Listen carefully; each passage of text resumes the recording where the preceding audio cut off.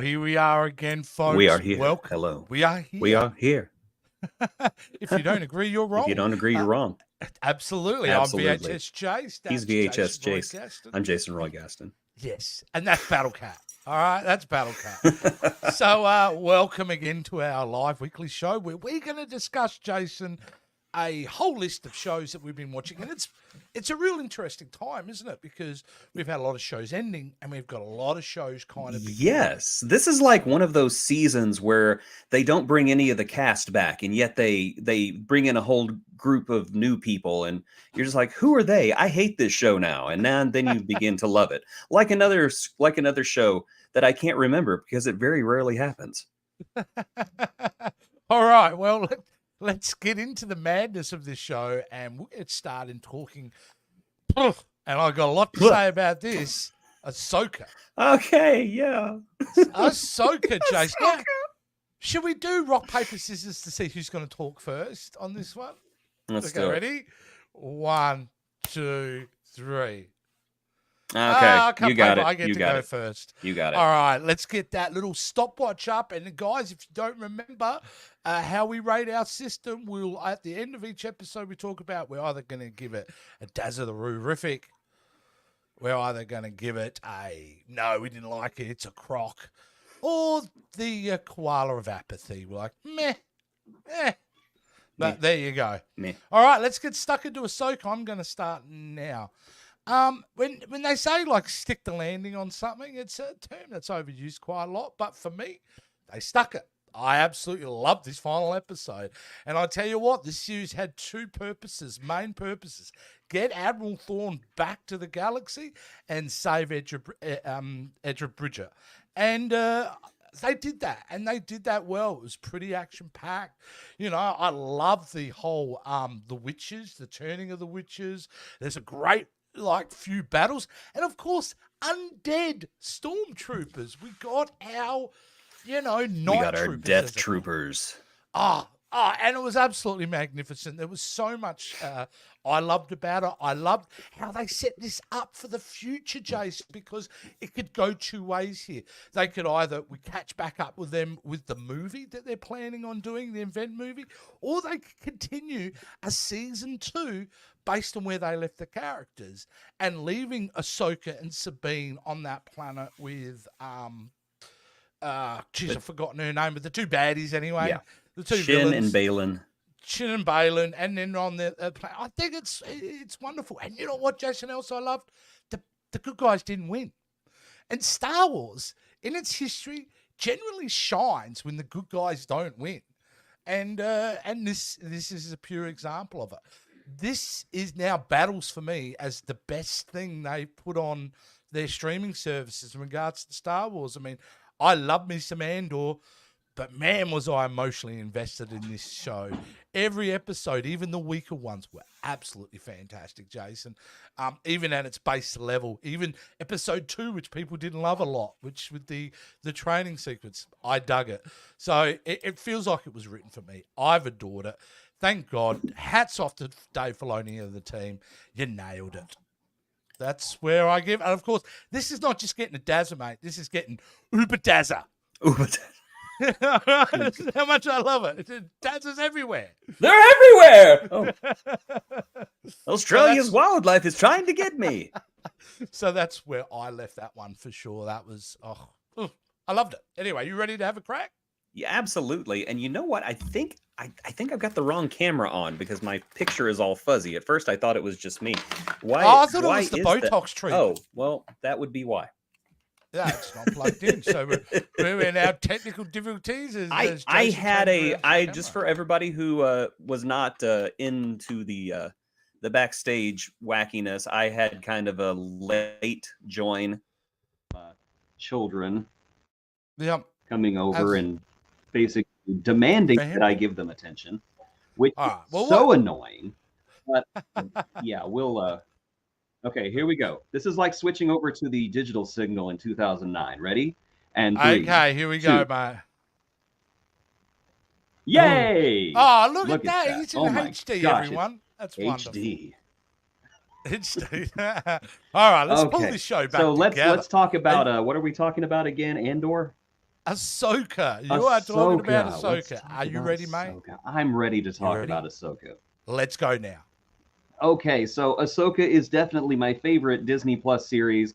I'd say it's just a hint better than Andor, and keep in mind when Andor started, I didn't like it, but I grew to love it, and then it became my favorite. But I think Ahsoka has overcome that because it is basically Star Wars. It's Jedi's and bad guys with red swords and pew pew pow pow, but it's done very well.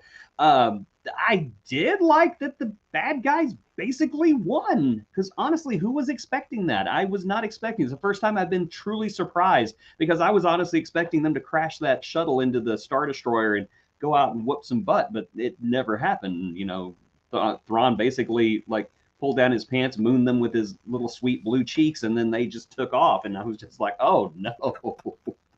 Okay. But on the other hand, there is also a bit of frustration because I do feel like it was left in a cliffhanger because it was left in a cliffhanger, and we don't know when it's going to get resolved. We don't know if it's going to be a movie or a TV show. And the thing about it that frustrates me the most, and it's not even the show's fault, it's Ray Stevenson. Ray Stevenson, who was absolutely brilliant as Balin. You just see that last scene with him, and you know that's the last we're going to see of Ray Stevenson. Likely, they will probably recast it, and I'm just going to say it right now. Disney, put a little white right here. Give me a saber. You got your man right here. I'm more in love with the idea of it than the reality. Call me. Ahsoka was a great show, great characters. I loved the show, even if it was Rebels season 5. The only thing that I have against it is that I do think Zeb should have been on the ship to greet Ezra when he returned. But I'm also giving it a mega daza. Thumbs up, Rurific. Yeah, let's give it the Yay! Uber Dazzle. My gosh, look at his feet; they're terrifying. Yeah, I've never seen Daz's feet before. They're horrible. I've been hiding them for a purpose. Oh hey, look, Ahsoka, man. Like, honestly, seeing, like you said, him standing on the, what were they? They're called the Mortis gods, the statue of the Mortis gods. Yeah, which, well, if you're into Rebels, there's a whole mythology behind that as well. It's the, what do they call it? The first father or something like that? Yeah, so you've got the father and the child and the mother, and they all represent a different element of the Force in a way. But yeah, look, gee, they really stuck the landing, and it gives, you know, it's one of those shows that it's just reignited hope in Star Wars' future, because, like, honestly, they've opened it up, Jace, for the Tron trilogy here. Have they? The Tron trilogy. Trilogy, because it will be. Hey, you know what? I'm okay by calling it the Thrawn trilogy. I'm cool with that. No, I'm ready. I'm ready for Heir to the Empire. And you know that's what they're going to call it. And I'm super ready. And I'm going to also just throw this out here. Disney, recast Luke and Leia. Recast them. Do it now. I have nothing but the greatest respect for Mark Hamill and Carrie Fisher. I have nothing but reverence for Mark Hamill and Carrie Fisher. And all of that entire original group. I mean, I almost peed myself whenever C-3PO showed up. Yeah. But it's time. It's time. If they want to continue having adventures in this galaxy, it's time. And it just needs to happen.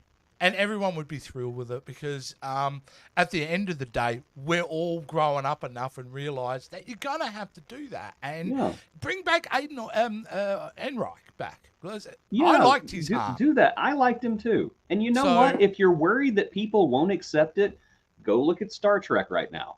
They've recast everyone. We got a new Scotty. We got a new Kirk. We got a new Pike. We got a new Uhura. And you know what? We've embraced them. Because even though the actors brought so much of themselves to those roles, it's the characters that are going to last long after the actors are gone. So let the characters live as well. Let's recast Luke and Leia. Now, mate, if you disagree, comment below because I can't wait to hear your venom. Well, because you've kind of mentioned the other side there, we suppose that should be the next show we're talking about. Let's get into the world of Star Trek. Let's have a look at what we just watched, which is a very short Trek. Oh my God. I was literally watching this like seconds before we came on. I was like, I gotta finish this. So you know what, Jace? Unfortunately, because you've just watched it, you get to go first. How does that sound? You ready for this, sure, buddy? Sure. Okay. So here you go. Does it have to be 2 minutes? It might be 3 seconds. Who knows? No, Let us it's know going to what be you thought. 2 minutes. It's going to be 2 minutes. Here we All go. right. So Very Short Treks has been a, let's just call it a mixed bag. I have thoroughly loved one. I've thoroughly hated one. And one of them was better than average, I would say. And I'm sure I'm forgetting about another one. But this last one, to me, was finally the love letter to animated Star Trek that we've been waiting for this whole time. Now, was it a little self-aware? Was it a little bit too far up its own butt? Yeah, it was. But having Tendi, who is a representative of animated Star Trek, even though there's other animated Star Trek that Paramount seems to be ignoring right now, Prodigy, I did think that was sweet. And having her directly address Scotty and Maress and Eric's, having them being the representatives from the animated Star Trek, comparing the two, not really getting along. I thought, you know what, this is cute. It's not offensive, it's not great, but it is cute. This is the tribute I've been waiting for, because they've said that these very short treks are all a tribute to the animated series, and so far we've only seen the animated characters in one of them. I don't know. I think that the song went on a little bit too long, which is strange because it's a very short trek, but this seems like the longest short trek of all of them. But overall, this was nice. It was fine. It was cute. It was a tribute. And in my opinion, a really nice way to close out very short treks. Paramount, bring back more short treks. I love these. If this is the closest thing we get to a not a variety show, an anthology show in Star Trek, I want to see it, and I want to see more. And also Disney, they recast Emrys, Eric's, and Scotty in this episode, and we still loved it. There you go. I'm going to give it a thumbs up. All right, it gets a thumbs up. Absolutely wonderful. All right, I'm going to have a crack and tell you what I thought of this. Look, honestly, I enjoyed the little short trek that we got to see, and I couldn't agree with you more in regards to my feelings on some of these episodes. Although I didn't hate his one as much as you did. I will say this end one, it got to the point where, was it too meta? No, but it was dancing on that line for me. I understand it's a love letter, but it is getting to the point of Star Trek now. Now I'm sitting back looking at the entire season and going, well, okay, with lower decks and with very short treks, we are really, this is just fourth wall breaking stuff, on and on and on. And I celebrate it, but I also say, if you are to continue some short treks, go for more the original short treks that we had. They were absolutely wonderful. Maybe put this aside as a bit of a one-off. I think Trek is right at a crossroads at the moment, Jace. I think that's an easy one to agree upon. That they're going to now, what's the future of Trek? I think is going to be amazing. But as for this, it was a lovely little love letter with Tendi there, making fun of the old animation and things like that. So, no, not something I'm going to remember a lot or really embrace long term, but I'm glad they were sticking around. I'm not even going to waste 2 minutes on this, mate. It's a thumbs up, but it's barely a thumbs up, to be honest with you, for not only this episode, but the entire season itself. So yeah, I'm a bit of a grumpy bum. Hello. I love the fact that you said that they were dancing on that meta line. They were not dancing on it. They were stomping on it and spitting on it during this entire run. And I do think it's going to be funny here in 5 years. Fans are going to be talking to each other saying, hey, do you remember that one time that everybody was a hologram and it had Quark in it and it had Neelix and it had Trip? And other people are going to say, what are you talking about? That never happened. Yeah, I think it is going to be one of those things that's going to become myth and legend over decades. It'll be that. Do you ever remember there was... doesn't exist. It doesn't exist. Riker never blew a first contact because of boogers. What are you talking about? The other thing, Jason, let's be honest with you. Riker's in that song. There's no saxophone. Sorry, there's no trumpet in that song. No trombone whatsoever. I did notice that. I wish Tendi would have pointed that out at some point. Like, there's no trombone in this song. Absolutely not. Yeah. All right. Yeah, it's the first time that any... First time Yeah, that go any on. Star Trek character has said the word Star Trek since First Contact, by the way. So That's there you go. that's a bit of info nugget there. Yeah, All right, a well let's stay completely in the world of useless bit Star of Trek. info. Yeah, let's stay in the world of Star Trek and talk Very some well. last week's Lower Decks. Lower Is Decks! Lower Decks. So I gotta mariner that every single time I hear it. yeah. Well, looks like I'm going to go first on this one. I better talk about last week's Lower Decks. Fun episode. Really liked it. Really liked the Betazoid Dimplebats. I thought it was great, and it was good little red herring to think that they were the cause of the problem, but they weren't the cause of the problem. Talin is probably the scene stealer of the season at this point. She's been wonderful and was wonderful again in this episode. Enjoyed it a lot.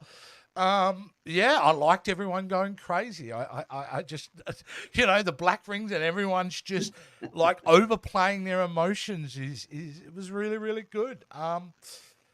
It's still, I don't know when we're going to get to the real meat of this season, because this does feel like a little bit of a filler episode, but it was a lot of fun. And hey, what great quality cast they have. I think Rachel Dratch was one of the voice.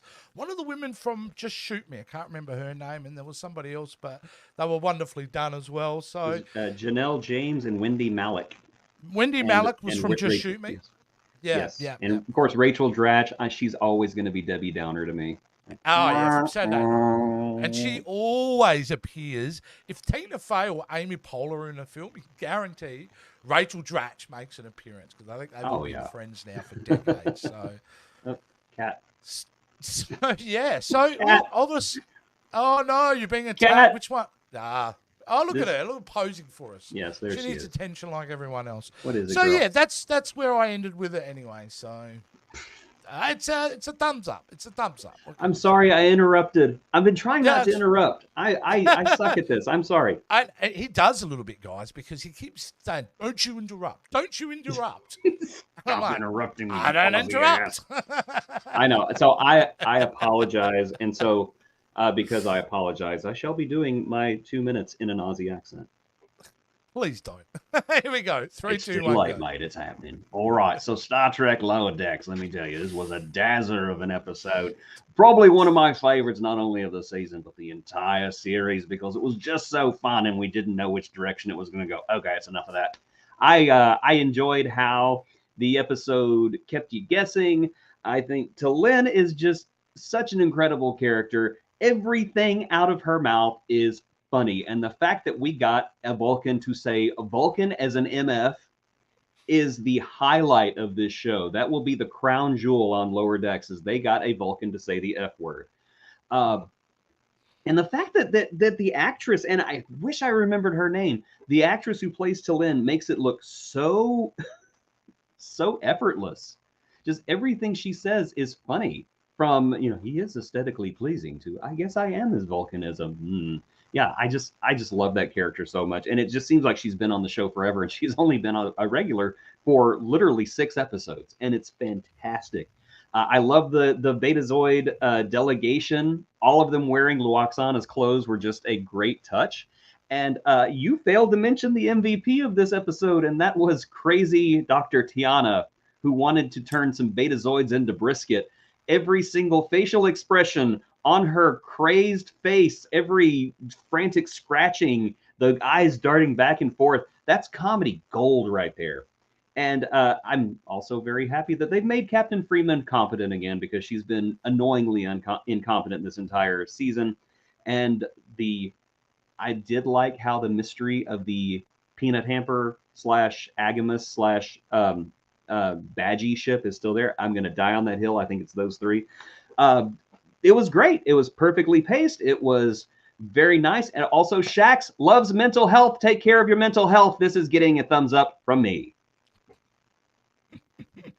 Brilliant, brilliant. See, that's how you can get it across when you're not interrupted. It's nice and smooth. Yes, I know. And I again, I apologize. I'm sorry. I'm only staring now. I'm a right C word. That you're right about the MVP in that. That was great. That was really, really fun. There's that one scene whenever she busts out of the ropes, and then she just kind of goes like this, and she's going, I'm going to make some brisket out of some bits. I was just laughing just at the visual Yeah, she Fionna was just like, going crazy. yeah, and And of bouncing around course, off those walls. It was awesome. Shaq's just grabbing her with one hand while she's biting. Honey, let's discuss this. That was And the one thing I food went. replicator scene I loved, like Oh yes, just Miggly Moo, Miggly Moo. Yeah. Miggly Moo and that food So replicator, which started it all. Let's you know, be honest. I wish I'd had more time to talk about the amazing scene in Security where Shax has gotten incredible characterization, that he not only protects the ship, but he also protects people's mental health. Because I Yes, honestly see Shax as the perfect person for that, because this man has had severe trauma and he wants to make sure it doesn't happen to anybody else.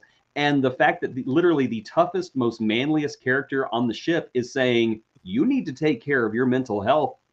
I don't think enough people are fully realizing what a profound statement that true. is for Star Trek to make. So, It is kudos for true, that. yeah, and hilarious too the way they executed it Oh and the yes, whole. they Like, they I do kept it want that funny. Yes, Enterprise puzzle. I absolutely want that one.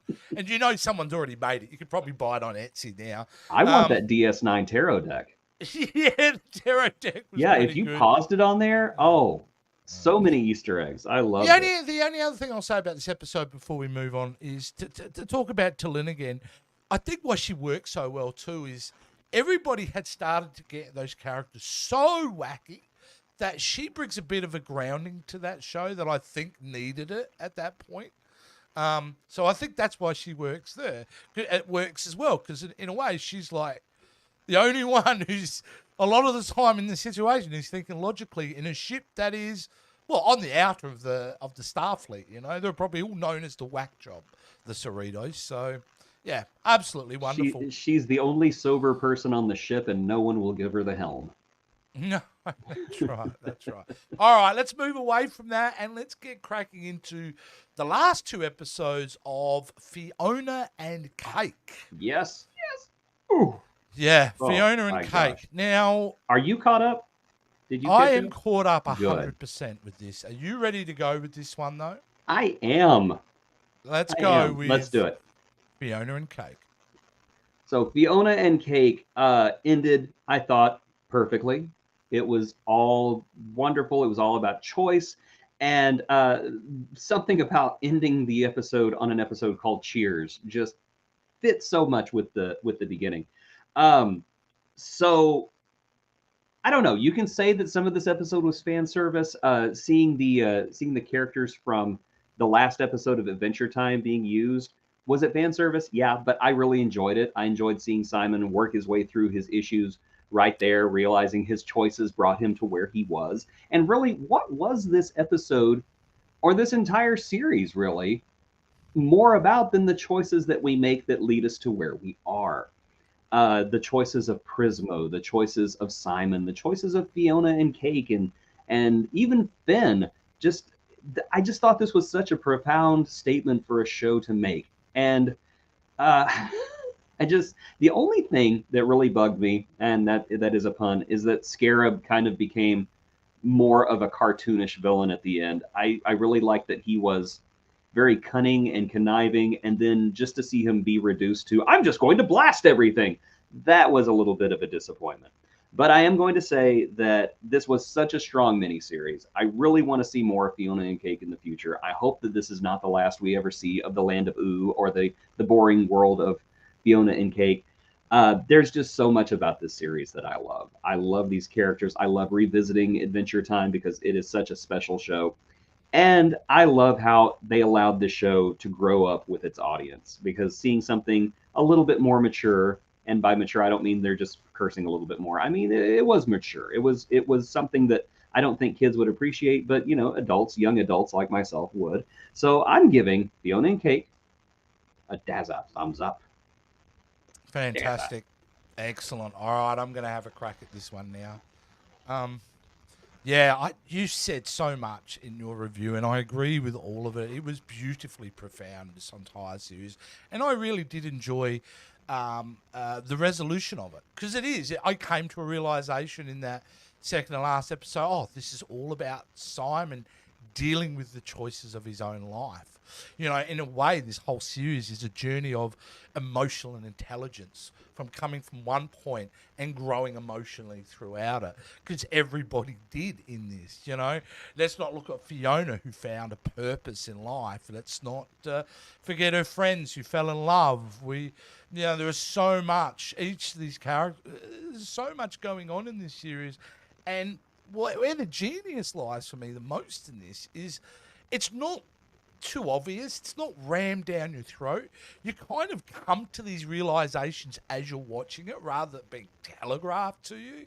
And I didn't see the last episode of Adventure Time. So your references, you go, did it feel fan service? I had no idea. I was just locked into trying to figure out how it was going to end, because what was so beautiful about it too, I had no idea how they could resolve this.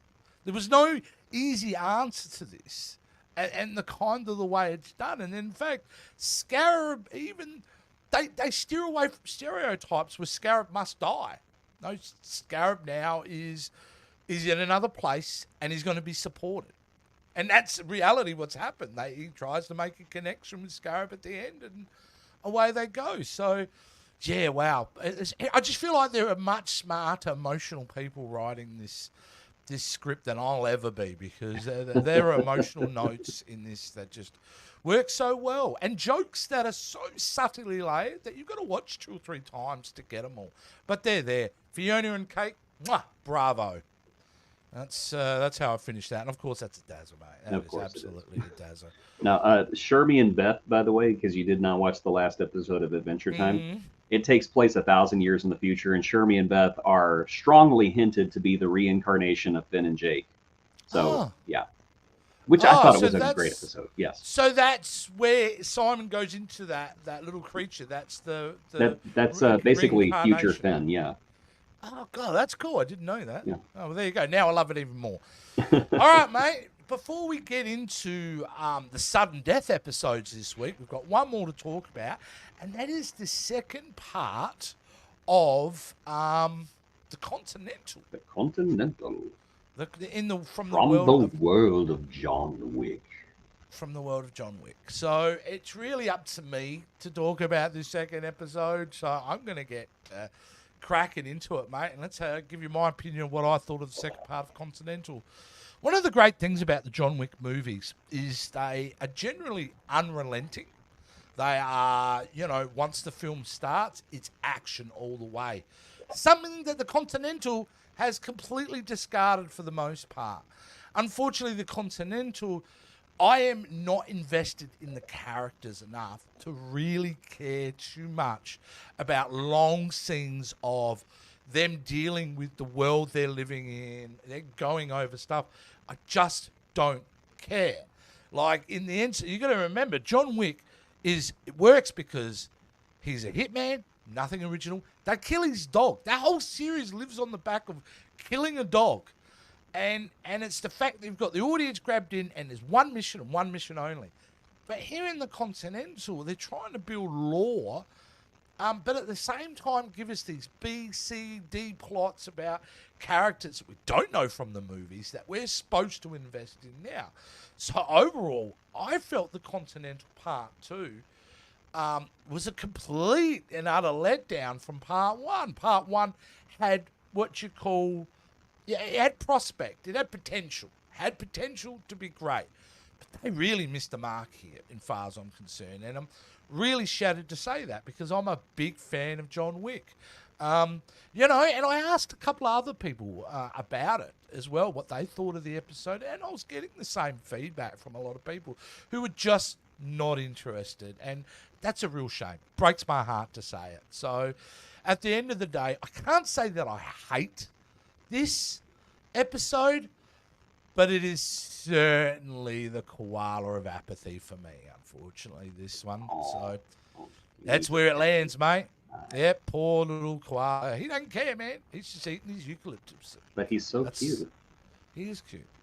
All right, mate. Maybe you had a better experience than I did. Let's find out right now. I hated it. I hated it from beginning to end. I was so let down, because the first episode was just great. And I thought it ended on such a strong note. The death of the brother that they had been trying to save this entire time. What an emotional beat. How are they going to handle it in the next episode? They're gonna talk about it.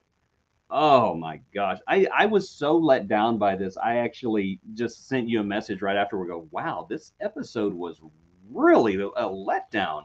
And I don't know. This is the thing. I would rather something be bad than boring. Because when it's bad, it makes me feel something. When it's bad, it gives me rage. It makes me offended. Does your mug say that's what she said? She said. That's amazing. I love that. Anyway, getting back to see, now you interrupted me. Getting back to what I was saying, bad things make me at least feel emotions. I felt nothing from this episode, nothing other than ennui and boredom, and so that's where I'm going to leave it. Is that this was a middle chapter? Maybe they're setting up stuff later. But I literally cared about nothing in this episode. I didn't care about the cello player. I didn't care about Mel Gibson's, I don't know, what do you call him, ballet. I didn't care about what happened to him. I didn't care about anything. And so I'm going to go one step beyond. It's not just a koala of apathy. This was a crock. Whoa! And I think this show should have been better than this. It's been a while since we've seen this fella, so it's we have. It's been a while. You deserve pets too. Well, it's a little swamp puppy. I will say it actually upset me quite a lot how bad that second episode was, because I'm a big fan of the series, so that's really it.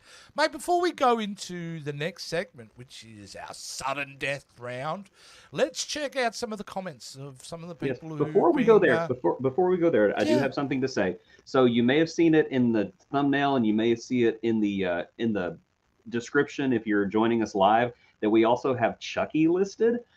We had all intention of looking at the season 3 premiere of Chucky today, and then today I realized that the episode was not going to air until right now. It's on the air right now. And Sorry, so guys. Obviously we didn't have enough time to watch it. That is my mistake. So false I will take responsibility for that. We will cover the season premiere of Chucky next week, because the show. Well, the good thing is actually giving me a chance to be able to catch up on season 1, season 2, because I hadn't seen them. Hey, you know what? 8 season episodes may be a pain in the butt, but they're easy to binge. They're pretty good, to be honest with you. Season 1 was a delight. Oh, aren't they? Yeah, season 2 is good too. And I'll tell you what about Chuck as well. Great lore building. Oh, like they're building lore out of garbage, and I'm all here for it. Season 2. Okay, so season 1 was like, let's build lore out of this garbage here. Season 2 is they're backing up a dump truck of garbage. They're like, more lore! And I love it. I love every bit of it. Everyone can look forward to that next week. Yes. All right, let's say hello to some people that have decided to drop by. Of course, we'd like to say hello to Nita. Hi, Nita. Thanks for Nita. Stopping by. She said it was party time, of course. Our regular who keeps watching all the way from Melbourne is Jamalia. Thank you very much. Love you, Jamalia. Hello. Absolutely. Good afternoon.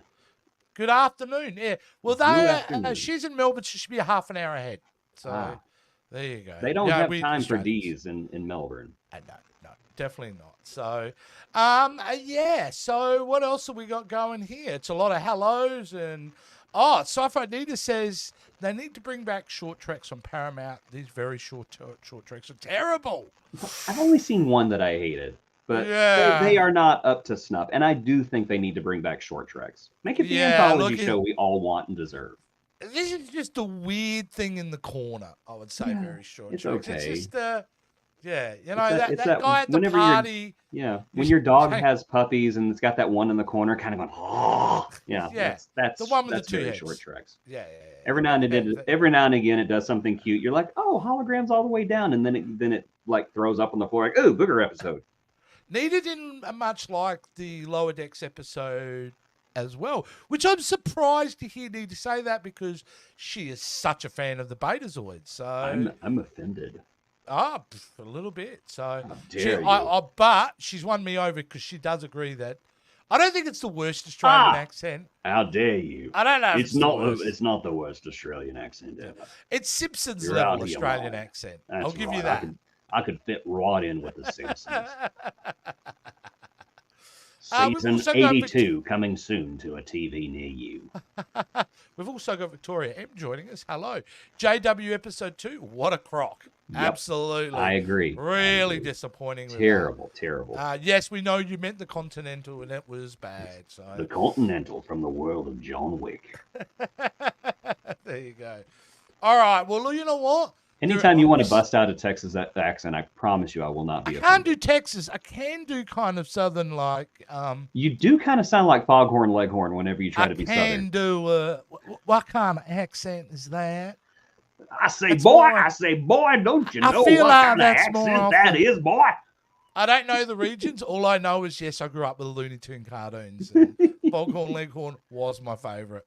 All right, well, now I'm gonna throw you into the swamp. You're gonna get eaten by swamp puppies, crocodiles. That is. Oh, you got crocodile? Yeah, you have crocs there. Never mind. You have crocodiles or alligators? You have crocodiles or alligators? Both? You might have both. Who knows? Oh, you know what? I'm sure you do. They probably have forward. Let's just move this. They probably have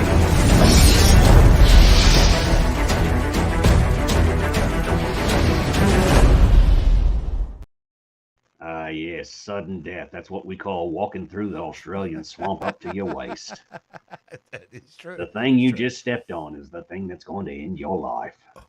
Well, we got 2 this week. 2 new shows. Should have been 3, but Jason doesn't know how to read TV Guide. I don't know how to read. So, no, we've got 2 shows to have a look at. And the first one, we watched the first 3 episodes, and that is Gen V. Gen V, if you don't know, is the spin-off series to the much critically praised The Boys. And actually, Jason, I didn't even know what you think of The Boys. What do you think of The Boys? I enjoy The Boys a lot. I always tell people The Boys is a great show, but know what you're getting into because they seem to delight in messing with the audience. Every few episodes, they do something where you're just watching it and then you go, oh no, oh no. Well, Gen V is a spin-off, just a one-off spin-off series. I don't think this will be a continuing series. I think this is just a standalone mini-series. And, we've both watched the first 3 episodes. Jason, I think I'm going to let you let loose on your thoughts of the first 3 episodes of Gen V. You ready to have a crack, mate? Absolutely. Send it my way.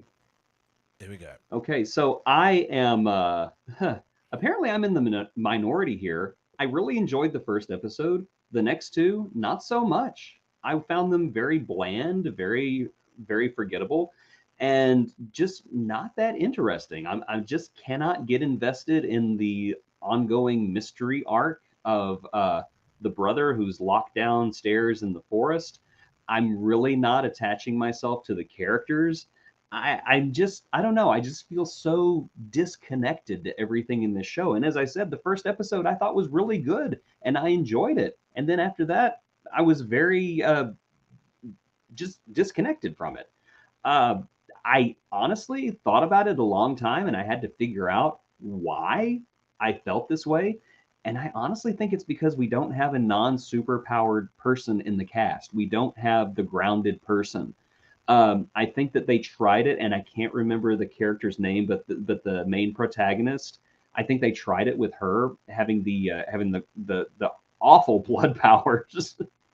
But I don't know. To me, it's not quite connecting to me. I've said the word connection so many times already. Now, there were some things about it, like I like the fact that they would not put her into the crime fighting course because her powers were blood powered, and that was just like unsanitary and gross, even though they were super duper helpful. But overall, I'm just decidedly ambivalent towards the show so far. I really hope it's just going to take a little bit of time to hook me because I want to like it. I'm just not there yet. A lot like the young man who was with Cricket. I'm almost there, but I'm not there yet. And if you know, you know. I'm going to give this one a koala of apathy. Put it here so I can pet it. There you are. Hello. There you go. Poor little guy. There you go. Would you like an asparagus? Will that cheer you up? Or is it just the chlamydia eating its way through you? No, it's eucalyptus. They'll only eat eucalyptus. Oh, that's just so sad. Yeah. All right, I'm get rid of the koala. It's my turn to have a crack at this. All right, ready? Here we go. First episode, wonderful, really fun. A couple of a scene that I can't believe they managed to shock me again with its really. I mean, this is hard ass stuff. Like you cannot let. I think it's beyond. I wouldn't know. Yes, it's beyond that. I don't know if I would be comfortable sitting with a 16-year-old kid watching this. I don't think I would. I think you absolutely need to be 18 plus to watch this. And what is the idea of a scene like that really meant for shock value? I think the weakness of this show so far for me is they're taking elements of The Boys, like the shock factors, and not really making it a byproduct of a good plot, but doing it to add, like that scene in particular that I'm not going to mention that involved rather large hug. What was the purpose? What was the function of the plot to the plot of that scene? There was nothing. This show to me also took a nosedive the moment Clancy Brown gets it, because he was adding a lot to it, and I love him. And I thought, well, this is going to be a great antagonist for the series. We don't have someone we can really root behind, because the person, our protagonist, is making bad decisions and not nice decisions. So it's hard for the audience to connect with her and go along with the journey with her, because we don't have a human who's just trying to, But yeah, look, honestly, I don't hate it. I'm looking forward to seeing the rest of it. I do enjoy it. But it is a different quality from The Boys, I will say that.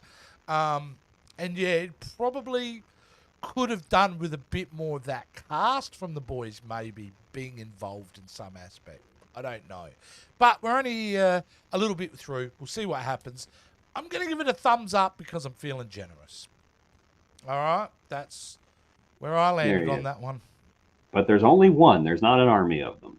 No, there's only one. And it's the bare minimum. It's a pass for that one, because there are some great stuff. But, yeah, dude, I don't know. It's just, I just feel like there's shock value for shock value reasons, right? Yeah, I feel you on that one, and I fully agree, because there were a couple of scenes. The opening scene, for example, I felt was plot related. It was shocking, and it stayed with you. The giant hug. Yeah.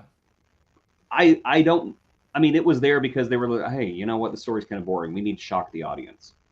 Yeah, and that's where I get angry. Like, I get angry at shows for that, because I'm like, don't treat me like I'm a moron here. Like, and I'm not saying because I'm somehow more. No, the entire modern audience is fairly self-aware how movies work and how TV shows work and things like that.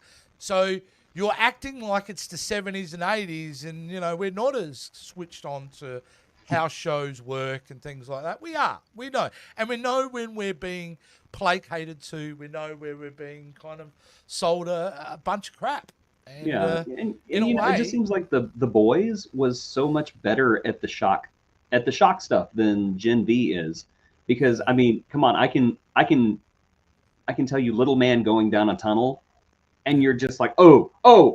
Yeah. It works on a couple of levels, because it really does. Be cringing really at one of those levels. So yeah, you just. But you know what else it's missing, Jason? The humor.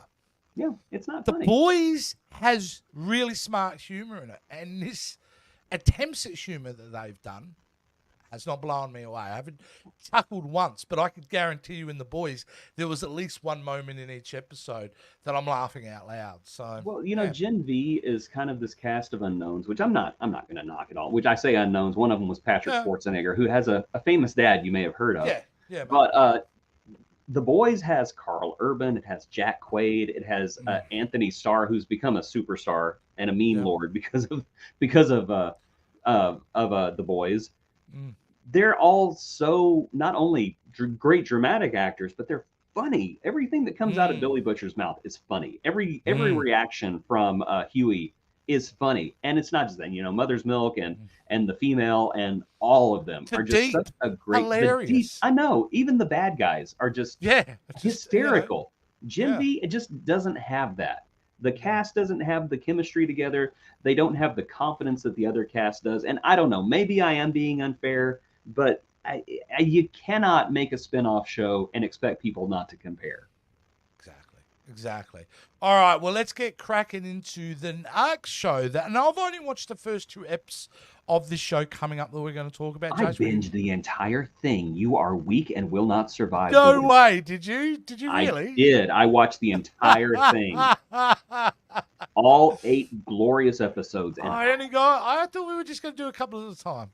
We'll argue about this after the show, mate. Oh, All right, you well, we are disappoint talking me. about Castlevania Nocturne, the Netflix animated series that just dropped. Now, I suppose I better talk about the... No, you know what? I'll tell you what. I'm going to stick this one out, and I'll let you talk about your thoughts of the entire season. And then I'll back it up with my thoughts of the first 2 episodes. You know what I'm going to do? I'm going to keep my thoughts on the first 2 episodes, and then I will share the rest of them later if we decide that this is a show we want to continue. Oh, are we? We are going to continue The Boys, aren't we? I don't think we ever said. We are that is true. Boys, Gen V, we will continue. Yes, It gets out of the sudden death list, and it has been saved. So let's talk about... I'm going to let you then talk about what your thoughts of the first 2 episodes of Castlevania... Oh, let's stop and reset that. What Castlevania Nocturne, starting now. Castlevania Nocturne. I loved the first Castlevania series. I devoured every episode when it came out. So whenever they made a new series with new episodes, I was just kind of like, I don't know how I feel about that. And it is incredibly different. Brand new characters, brand new location, brand new everything. And I gotta tell you, I dig it. I dig it so far. I don't think it's quite as strong as the original, but it could be because I just have a deeper attachment to those characters because I went through, 4 seasons or 5 seasons with them. I really like these new characters, though. In particular, the new Belmont. Sorry, that was a hiccup. I can't remember his name. Belmont. But Belmont. His name is Belmont. I really liked seeing his genesis as a character, what led to his trauma and his drive in life. I think Orlrox is a very, very interesting villain. I love the fact that he is an indigenous person who has been cast as the bad guy, because usually whenever you get diverse casting, they have a tendency to put the people of color into heroic roles. But I like the fact that they decided to go a little bit differently this time. And I really enjoy the pair from oh my gosh, the Creole pair, the opera singer and his friend. I'm terrible at remembering names. I'm sorry. I love the fact. I love how they got introduced, and I love the fact that Eoward got murked. I'm sorry. It was so realistic, and I thought, you know what, that makes sense. I like that, and it was heartbreaking. And from the rest of the season, I can tell you, I love it. I love the rest of the season too. It's great. But those are my thoughts on the first 2 episodes. I'm going to give it a thumbs up, and most definitely, I will be checking out the others earlier today. Well, there you go. Thumbs up from you, Jace. Let's. I suppose I better give my thoughts on this straight away. I'm very different to you, Jace, because I'd never watched the other animated series. I have a love for Castlevania as an old school 16 8-bit gamer. That's where my love of Castlevania came from. But never really invested in the anime side of it. So this was new territory for me. So I didn't have any of that baggage. However, I kind of dug it right off the end because I liked the setting. I knew, I was aware enough, Jason, that this was a complete and utter retelling. But I feel like Castlevania has done that a few times where it just takes the idea, the basic concept, and just resets it in a whole different story. So, starting the series off with a 10-year-old, Richter Belmont seeing his mother slain by a demon is a pretty profound start to a series, and kind of sets it up. As for the other characters, I didn't know if they were characters from other anime or anything that the crew he kind of puts together. But yeah, I wasn't completely in love with that. I like the villain. The villain seems threatening enough and the stakes are high. That's all I really got to say about it. I mean, I've got to watch the rest of it to put the whole thing into context now. But, I mean, the first 2 episodes, if it was their job to get me to continue to watch the series, the first 2 episodes achieved that. So I'm just going to leave it as a thumbs up. I look forward to... Now I'll watch the rest of the other 6 episodes. So next week we'll fill in what we thought of the rest of the series. But it certainly survives the axe, and we'll be talking about this more now. I think so. That's where I'll leave it. Thumbs up. All right. Yeah, if you ever get a chance, do check out the original series. Oh, okay. Because it is. I will. The animation is as beautiful as it is here, and in my opinion, I think the story is a little bit stronger. Also, Ooh, especially in the first season. You do nothing else. Yeah. Just watch the first season. All right, let's go through some more comments. We go through. I love that. Sorry, I love that sudden death. Yeah, Isn't it? I love how overproduced our show is. It's just amazing. It's like you have all these wonderful bumpers, and then it's just us. Victoria says Dukes of Hazzard, Boss Hog. I have no idea what context. What that referencing at all, but I like the show. Unless she's talking about the Boss Hog from Gen V. It might have been. Because that would be a boss hog. At least a cricket. It definitely was. All right. Nita likes... She loves Gen V. Awesome. There you go. Awesome. Each to everyone. That's amazing. Yeah. I actually like it when people enjoy things that I don't, because it means they're getting joy that I did not get. So I love that people love things that I don't. Yeah. Yes, Jamalia, Australia only has Crocs, but... Yes.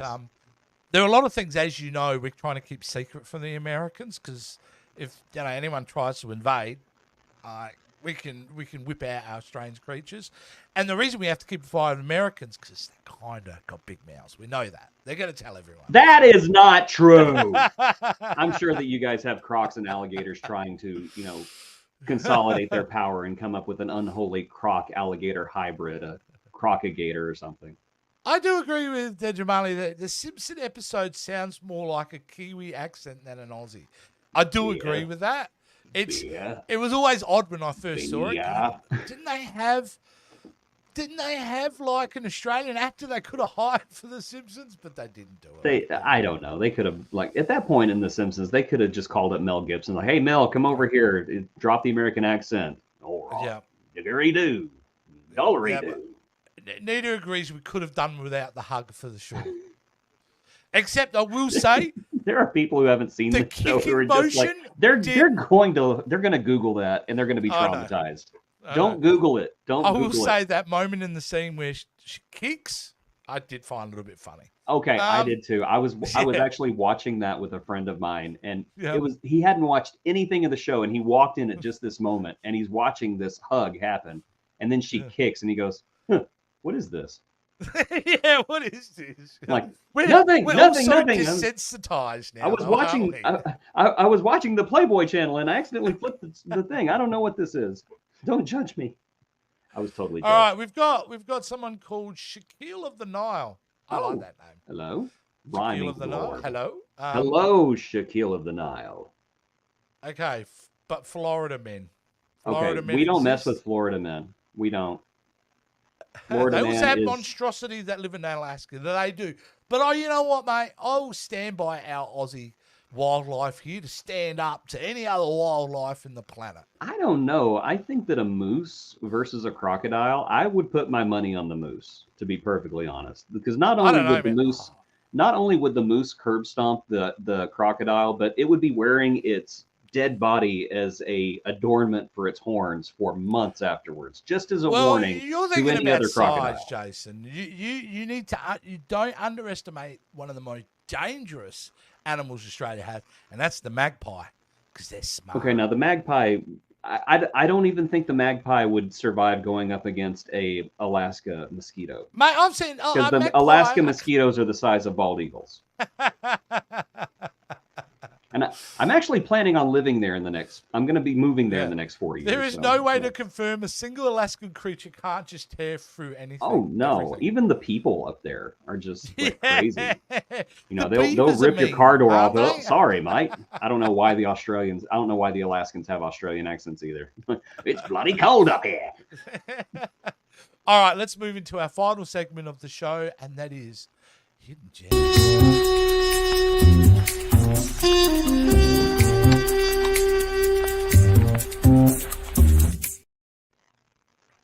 Just chassis all the way. I just love it so much. Okay. All right. Now, we got a couple of hidden gems, which means me and Jason have chosen something we'd like to highlight to the audience for something cool that you may not have seen, but you should see if you haven't seen it. If you have seen it, why aren't you watching it again? So, Jason, I'm going to let you go first with yours this week because I'd never heard of this thing. I'm actually, because it is October, I thought I should choose something that was kind of scary. And so I went with it's not even the whole movie. It's just a segment of the movie that just scarred me for life for the very longest time. And it's from a movie called The Adventures of Mark Twain. And it's a claymation film from the 1980s. And do not let the cutesy illustration there fool you, because about halfway through the movie, which celebrates the stories of Samuel Clemens, Mr. Mark Twain, we are introduced to a character called the Mysterious Stranger. Huck Finn, Tom Sawyer, and Becky Thatcher go into what is basically a holodeck on board this steamboat that's traveling through space, and they encounter this man who has just a mask for a head. And they ask him, "What is your name?" And he answers them, "Satan." So they hang out with Satan, who then creates a civilization only to destroy it in front of them. And just the animation and the dialogue and the reaction from the kids, chilling. It's absolutely chilling. It's called The Mysterious Stranger from the Adventures of Mark Twain. If you want to, you can watch that part on YouTube by itself. It's only like 5 minutes long. You sent it to me, yeah. Yes, I sent it to my friend Jace right there, and he sent me a picture of him crying in the corner of his room, saying, "Why? Why did you do that? Why? It's so the disturbing." 80s dude. did not give a damn about kids' mental health. That was the time of Return to Oz and just traumatizing children every chance they got. Black Cauldron, the black hole, the black everything, and of course the Mysterious Stranger. They were in a dark place. Yeah, oh, that were. was I don't know so what was going unsettling. on. Yeah, I don't know what was going on with this segment, but it's so totally different from everything else in the movie. Just you're having this lighthearted adventure. There's the jumping frog of Callahan County. Oh, and over here, Satan. Yeah, death. Satan's going to kill a lot of very tiny people in front of you. Are you okay with that, kids? No, too bad. Buckle up. Here we go. So if you're pitching this to the audience, Jace, you've got to pitch it that like, hey, you can't pitch it as, hey, watch this because you're going to be affected for the rest of your life. Why should they go watch it though? Is it for that scene or for the whole thing? The whole movie is cute, and if you like classic literature, especially classic American literature, definitely give it a look, because it takes the story of Mark Twain and they put this sci-fi spin on it for absolutely no reason, but at the same time, it's just wonderful. But The Mysterious Stranger, it's filmmaking like they just don't do anymore. There's something unsettling about 80s claymation. And the fact that they basically told the story about Satan philosophizing in the middle of a children's cartoon is fascinating. Yeah, and it does have some great dialogue in it. And I remember the rest of the movie is equally entertaining and weird. And I think that's the word. It's just weird. It's weird and it's scary. And so it's an October hidden gem. Is it in some ways kind of echoing like older fables like Hans Christian Andersen and things like that? Because remember, a lot of fairy tales and a lot of children's literature pre 1900s, like pretty dark, disturbing stuff. So generally, oh yeah, and that's Mark Twain is just more literature, more fairy tales. It's just we just don't call them fairy tales yet, but give it about 400 years and we will. Yeah, there you go. Well, I would love to say that my suggestion is, complements yours, but it does not. It's the completely opposite. And I'm talking about no, I said, but this segment has come for me as an opportunity to spread some of the love for Australian film that I have. That some guys may not know about. I'm sure Jamali, if you're still watching, will know exactly all about the film I'm just about to talk about, and that is 1997, The Castle. Now, what is The Castle? The Castle is one of, to me, in the top 5 Australian films of all time. This is a beautifully made, sweet comedy about a man who lives a very average life, average home, got some greyhounds, average family, but he believes he is living the high life. He believes he has cracked the code of life. Absolutely optimistic, loves everything about his life and loves what he has and his family. However, the government comes along and saying they're going to extend the airport and they want to buy his home. So it's really all about him battling the court to save his home. Very simple plot, but executed with expert precision. Like, it is done in such a way that it encapsulates the Aussie spirit and the Aussie isms about people and just wraps it up in this wonderful comedy. Now, if I put that image back up, you may see a future Hollywood star amongst them. Do you see that future Hollywood star by any chance? Oh, my goodness. I do believe that is Mr. Eric Bana. That is Eric Bana right there. Fire everything! He plays the daughter's boyfriend there, who's a kickboxer who thinks he's the best, but he's a terrible kickboxer. Hey, look, it's charming. It's wonderful. It's good-spirited. It's, even though the stakes are high, there's not one real down bummer moment in this film as far as I'm concerned. In Australia, I would suggest, and I reckon Jamali could back this up, it is one of the most quoted movies in the country. Like, you'll hear people say lines that goes, tell him he's dreaming, or we're going to Bonnie Doon, or, there's so many. These things that mean nothing to you. But if I was to say that out in the street to a stranger, they know exactly what I'm talking about. That's the kind of impact this film has made. So, Jace, I've got to send you a copy of this film. Please do. I would love to see it. Because you love making jokes about our accent. You're going to have a field day with this movie. You really are. So, also made by a wonderful company called Working Dog Productions. And they're known as the top-tier comedians in our country. Like, they'd had their own variety show in the early 90s, which was legendary. They have multiple shows on television now. They're just really smart writers, and they just did a wonderful job with this film. If you haven't seen The Castle, what is going on? You've got to check it out. And if you have seen The Castle, you know and I know you've seen it more than once, and you'll continue to watch it.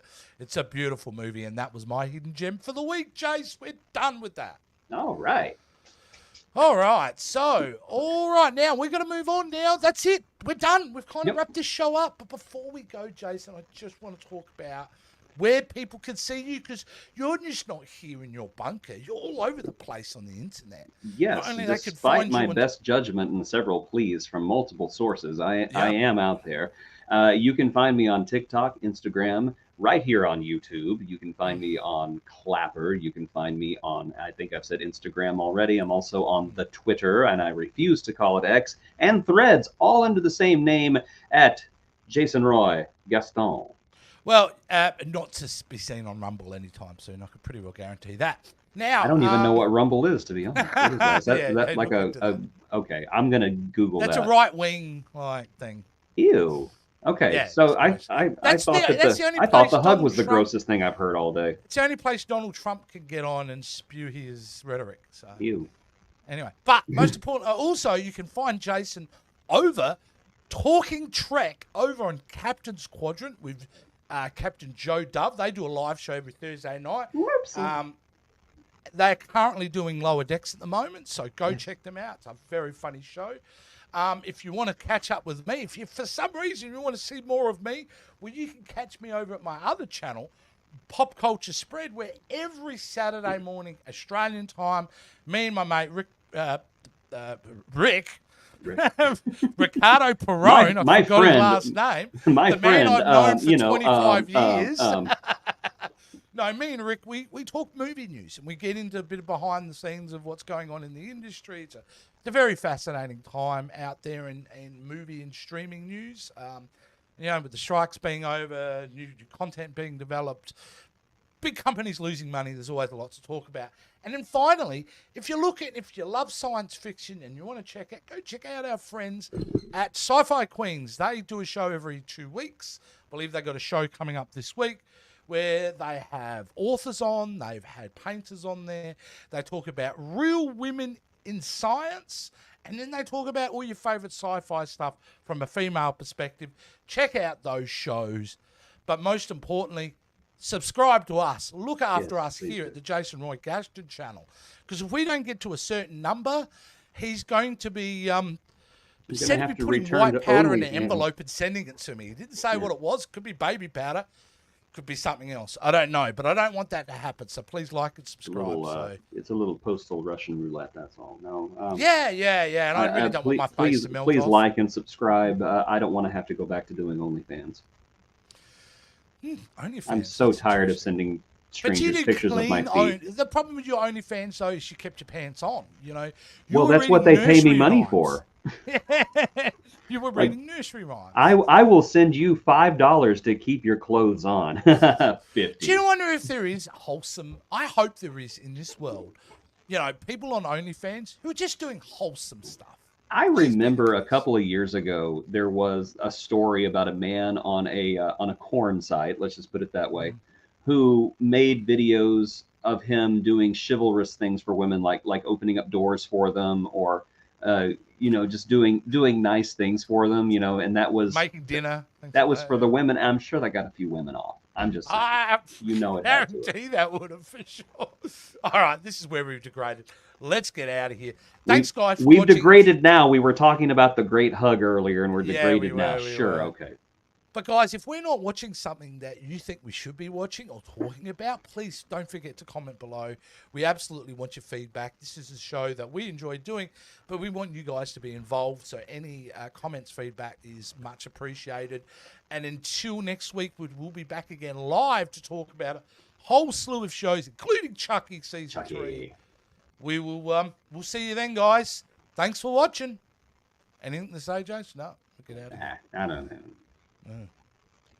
All right, and these are other videos you can watch, I suppose, Jason, aren't they? I don't know. Click on one of them and watch them. They're actually really good. They're funny. My gosh, they're really funny. Is my hairline receding? I don't know, but